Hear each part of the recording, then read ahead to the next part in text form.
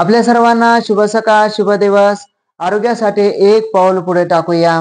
अनेक समस्या दूर करण्यासाठी योगाचा अभ्यास करूया.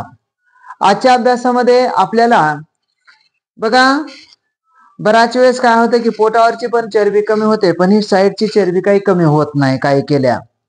त्याच्यानंतर मग असं पाठीमागे सुद्धा शीटवरती चरबी जमा होते, या ठिकाणी सुद्धा चरबी जमा होते.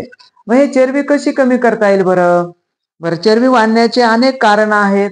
जसं की आपण जर गोड खाल्लं, साखर घेतली, गोड घेतला, चहा पेला, त्याच्यानंतर पोहे खाल्ले, राईस खाल्ला आणि खिचडी खाल्ली तर चरबी वाढत जाते. तर हे थोडं थोडं कमी करा आणि साईडची चरबी कमी करण्यासाठी एक छोटासा अभ्यास मी तुम्हाला सांगतोय. ते अभ्यास तुम्ही जरूर करा. जरूर तुम्हाला साईडला वाढलेली चरबी, त्याच्यानंतर शीट वाढलेली चरबी अर्थात कमी होऊन जाणार आहे. मग हे कसा अभ्यास करावा लागेल बरं? बघा, हे कसा अभ्यास करायचा ते 2 पायापर्यंत अंतर घ्यायचं. असा पायामध्ये सावकाश डावा हात मागे घ्यायचा आणि उजवा हात सावकाश वर घ्यायचा आणि हे असं करायचं. 1 2 3 4 5 6 7 8 9 10. मग त्यानंतर उजवा हात पाठीमागे घ्यायचा, डावा हात वर घ्यायचा, परत उजवीकडे केल्याप्रमाणे करायचं. असं 1 2 3 4 5 6 7 8 9 10. असं किती अभ्यास करावा लागेल बघा? डावीकडे 20 वेळेस अभ्यास करा, उजवीकडे 20 वेळेस अभ्यास करा. 20 किती आवर्तन करावं लागतील तुम्हाला?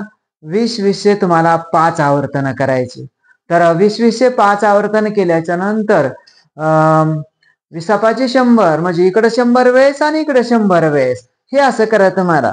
1 2 3 हे असं 100 वेळेस करायचं. त्याच्यानंतर दुसऱ्या साईडला 100 वेळेस करायचं. 1 2 3 4 असं 100 वेळेस करायचं. सुरुवातीला थोडस सवय लागूस तर जर जास्त केलं तर अर्थात हे दुखण्याची शक्यता असते. तर सुरुवातीला थोडं कमी करा. सुरुवातीला एक 4-5 दिवस एक 30-30 करा. डावीकडे 30 वेळेस करा, उजवीकडे 30 वेळेस करा आणि गोड पदार्थ पोटामध्ये जाऊ देऊ नका.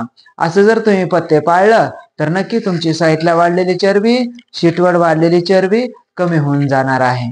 तर आज आपण इथेच थांबूया. आपल्या सर्वांना परत शुभ सकाळ, शुभ दिवस. आरोग्यासाठी एक पाऊल पुढे दाखवूया. अनेक समस्या दूर करण्यासाठी योगाचा अभ्यास करूया. ओ